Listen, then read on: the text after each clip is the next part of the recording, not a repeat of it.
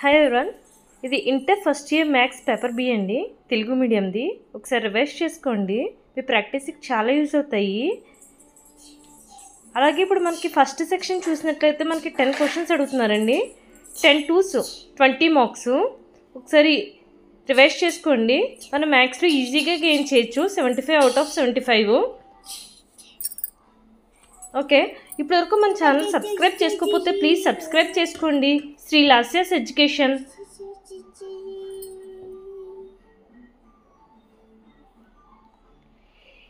ఇది section B నుంచి 5 questions రాయాలి.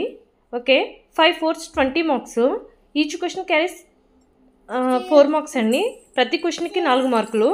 ఓకే, 5 క్వశ్చన్లు రాయాలి మనం. ఓకే, 5 4 20 మార్కులు. ఓకే,